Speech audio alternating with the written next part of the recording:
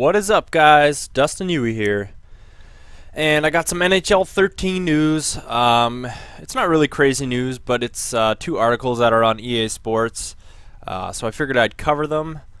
And while that's going on, in the background I have one of our Yewy Bear Gaming Club games, and it's just a 4v4. We got 3 players and a goalie. Sorry, my throat died. I just got off work and it's late and I wanted to do this quickly and try and get the video up. So anyways, yeah, I'll just go through the articles. The first one is called True Performance Skating Deep Dive, and the second one is called Community Impressions of True Performance Skating. So I'm going to start off with the first article. Both the article links will be in the description, so check them out if you want to read them. But basically, I'll just read them for you guys. So the first one, True Performance Skating Deep Dive. Alright. I've long been a fan of video game hockey. Nintendo's Ice Hockey was only ever taken out of the NES when I had to blow on the bottom of the cartridge to troubleshoot it if it didn't load properly. I even loved the lo-fi Wayne Gretzky's Hockey from Bethesda Softworks because it was hockey, and growing up in Edmonton during the 1980s, hockey was possibly the most important thing ever. While there were obvious technical limitations with those early hockey games, the important thing was that they were hockey, or at least something sort of like hockey. So anyways, yeah, that's just like an intro paragraph, I guess, from the author. And it's kind of like talking about how they decided that they were going to do this and go through with all the new stuff that's involved with the new NHL 13 game. So I'll continue here. Modern hockey games are so much truer to the sport than those early titles for the 8-bit NES. However, as true to life as the games have gotten, one thing I have never felt was quite right in any of the hockey games I played, EA Sports titles included, was the skating. I grew up watching players like Paul Coffey bursting across the blue line for the Edmonton Oilers. I was at the Pacific Coliseum to watch Pavel Bure play for the Vancouver Canucks, thrilling crowds with his explosive breakaways that he remains famous for. For all the other authentic touches that we've been able to put into the EA Sports NHL franchise, skating just never quite felt as realistic as everything else. And I will agree with that. It definitely did need an overhauling. Ben Ross, the gameplay and presentation producer for NHL 13, agrees. Comparing NHL 12 to the upcoming NHL 13, he explained, "It's a whole new skating system. Nothing is left over from last year. It's all new. We're calling it True Performance Skating, and it's a complete, from the ground up reimagining." I was excited to get to speak to Ross, who has worked on several iterations of the EA Sports NHL franchise. As we talked, Ross picked up an Xbox controller and loaded the latest alpha build of NHL 13 on his test kit. Selecting the practice mode, he chose the Canucks, his favorite team, and began to guide a virtual Henrik Sedin around the ice. When I asked him a question, he would flick the thumbsticks and demonstrate his point, causing Sedin to rush forward or turn, giving off ice spray when he cut tightly. Sedin skated behind the net, turning in a way that was impossible in NHL 12, as I asked Ross to describe what the difference between the skating in last year's game is to what NHL 13 will offer. So the motivation. Given that NHL has always gotten high ratings by game critics, I asked why the development team put so much work into overhauling the skating this year. He answered, "When you're playing NHL 12, it felt a little bit clunky when you were skating around." I completely agree with that.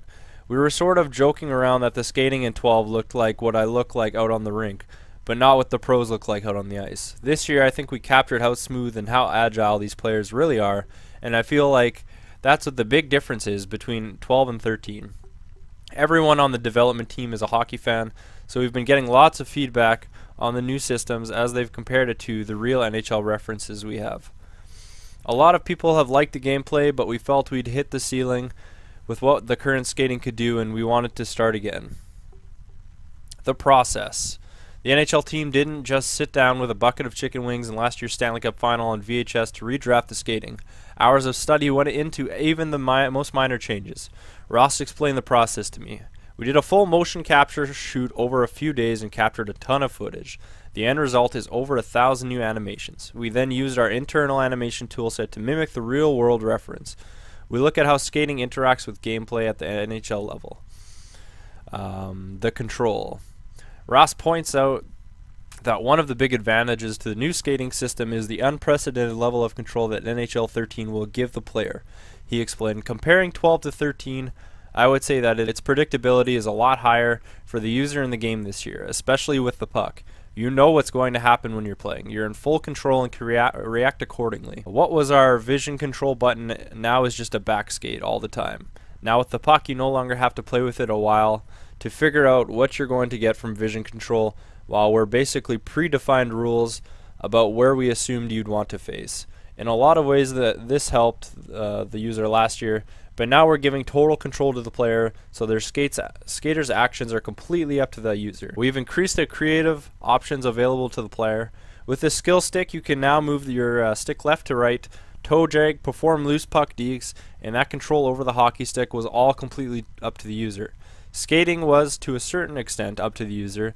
They could go where they wanted to go, but they didn't have control in terms of where they were facing. Now they can flip backwards whenever they want. They can go all the way behind the net. They can skate full circles around the dots. I can be skating backwards, and when I let go of the button, I can pivot and keep moving. It allows players the creativity and full range of motion that guys like Datsuk and Giroux use in the NHL. I hope we can do the Datsuk move. That'd be sick. You're able to use it to do lots of different pivots and things that really opens up the creativity of the game. That's the stuff people are going to notice right away. But there's more. Since all the skating has been redone, there's over 1,000 new animations in the game. Everything related to skating is new and has been rebuilt. Visually, the new engine looks much closer to the way it looked at the actual mocap shoot. Speed versus control. Speed really matters now. That doesn't mean that the gamer has changed to a completely north to south, end to end game. There's still going to be west to west, side to side play. You're still going to be needing to pick your spots and be making passes up the ice, but no longer will players be kind of dipsy-doodling around in unrealistic ways, trying to get the defense to bite for those reasons. It's more realistic in that if you can catch a defender actually pivoting and trying to transition, you'll be more successful there. So when I see a hole, I can hustle and push the puck ahead.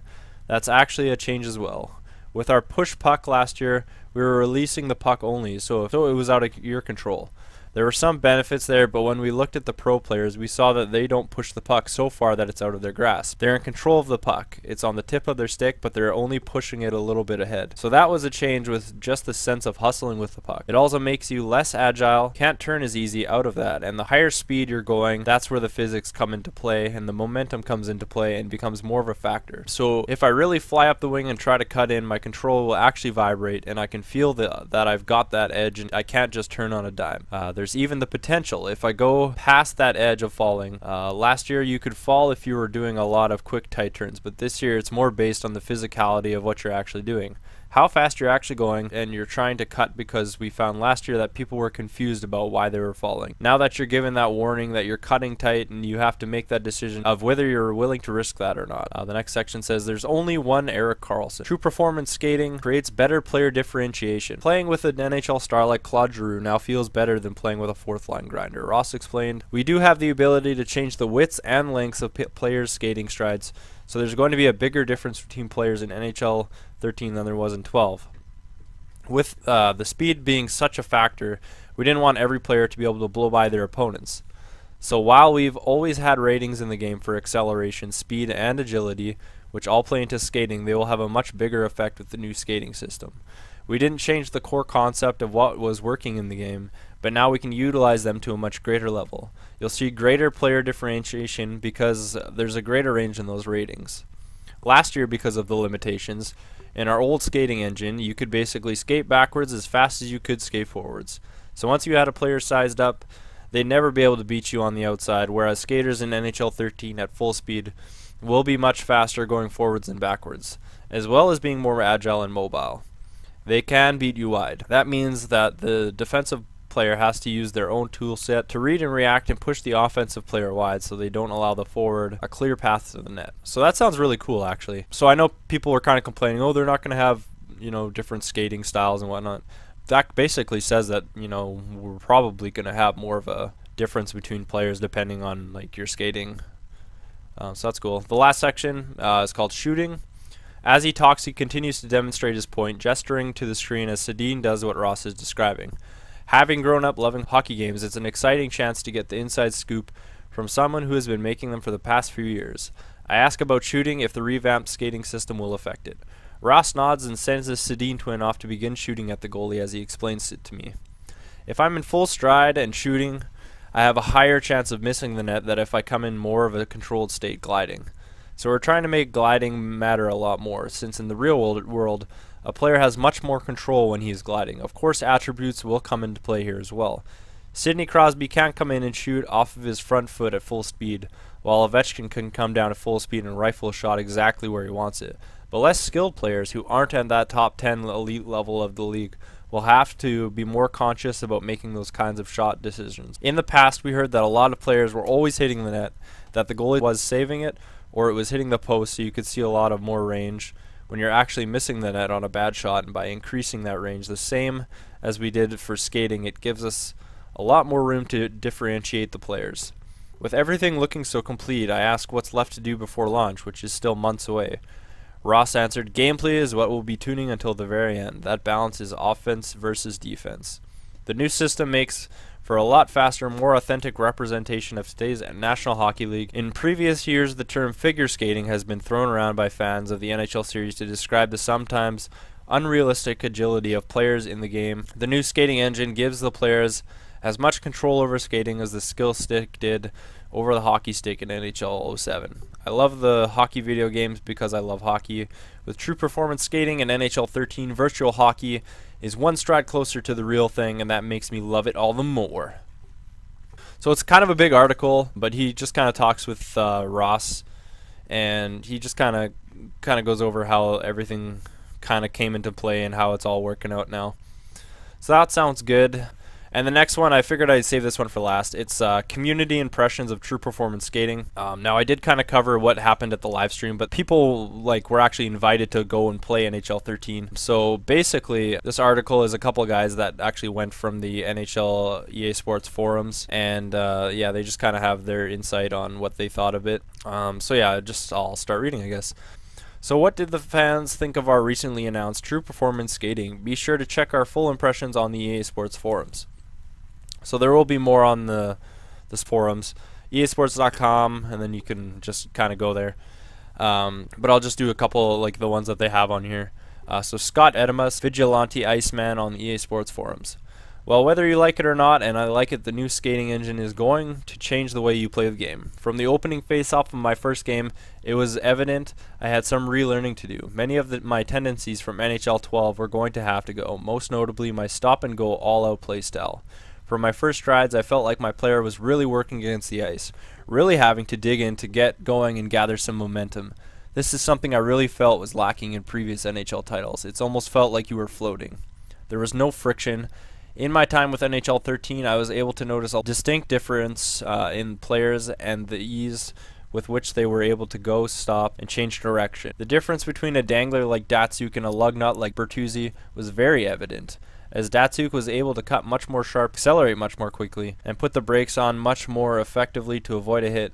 Poor Bert regularly coughed up the puck while trying to figure skate, and once even blew a tire trying to veer out of the offense corner and fell down. Countering that, though, was the fact that Bertuzzi was harder to jostle, harder to knock out of his lane, and most notably, harder to keep away from the front of the net.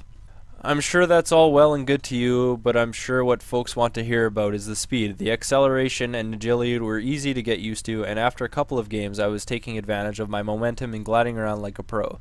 The speed, however, was something I was struggling with into my final game of the night. With NHL 13, the days of mashing L3 to hustle are gone.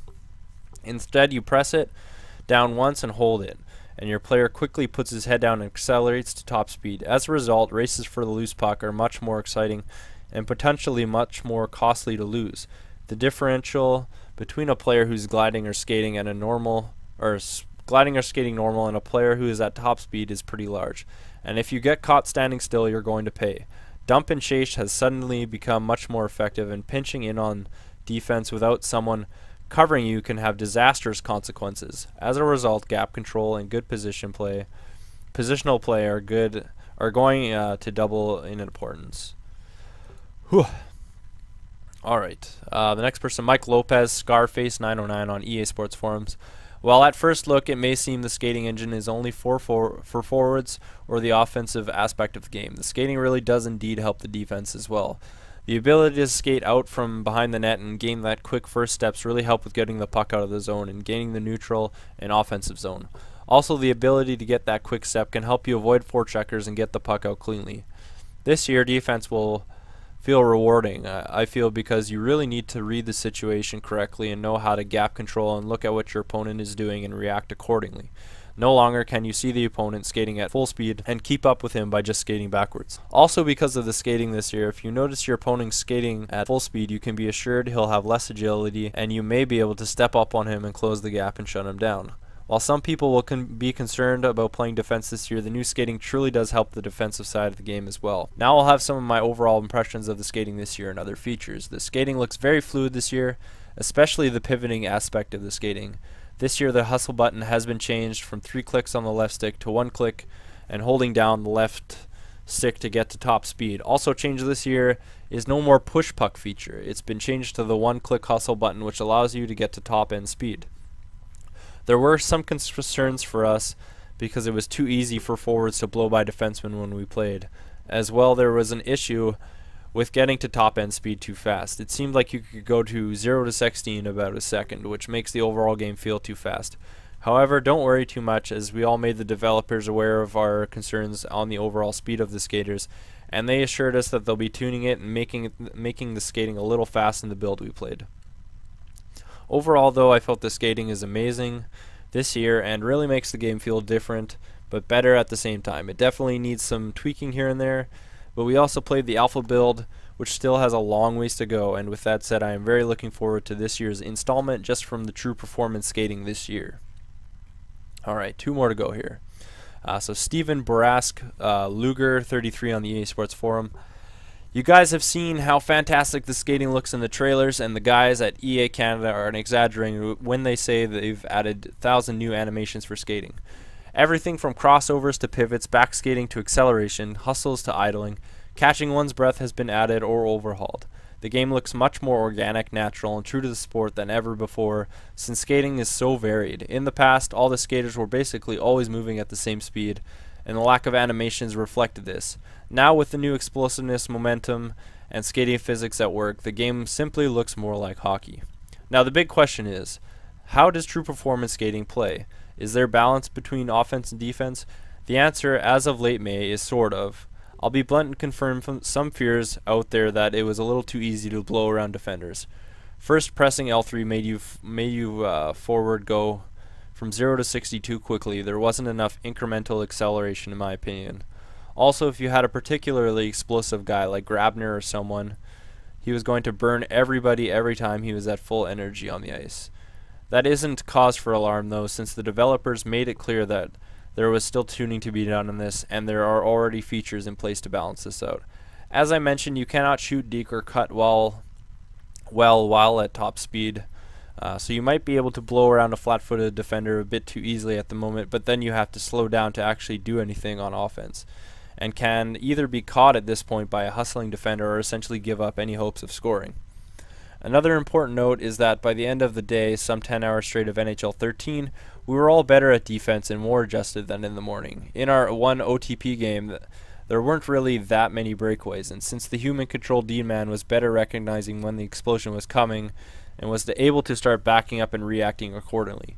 In Versus and Hut, it was something similar, as I began taking the last man back very often and starting an early retreat to counter offense rushes that I would have ever done in NHL 12. No doubt the first few games will be rough for people no matter how EA ends up tuning things, but it won't take too long for everyone to start learning and adjusting to the new skating mechanics and how it affects gameplay. Corey Willengak, Kid Showtime on EA Sports Forums. Defensively, some great strides have been taken to cater to those of us who asked for more in terms of defending figure skaters and being able to creatively defend our zone in ways that we've never been able to before in the NHL series. Lining up hits and being positionally sound is all the more important in NHL 13, and you'll find that minding the gap will become synonymous with playing sound defensively. On the offensive side, getting bursts of speed and utilizing it to your advantage is key to getting the most out of the new skating engine. Although it's been hyped up and marketed by showing smooth transitions through the neutral zone and busting into the offensive zone, the skating engine is much, much more than that. Simple maneuvers like bursting out of the corner after a flub by the coverage of a defenseman really shine through and show off how agility, combined with speed, time, and space, can allow the user to be creative. There are downsides to springing to action and trying to make hard cuts at top-end speeds. As we saw in the live demo during the Community Day broadcast, wingers who traveled at that high speed are susceptible to being knocked off the puck much easier than a forward who's cruising a relatively normal speed. Making hard 90-degree turns are gone, and in order to make a hard cut like that, you're going to need to manage your speed much better. Alright, so those were 4 impressions from guys from the EA Sports forums. Leave your comments below and rate the video, and let me know what you guys think of this all this new stuff. And yeah, that's about it. I'll again try and obviously stay tuned, and I'll try and stay on top of the E3 coverage when it happens. But other than that, thanks for watching, guys.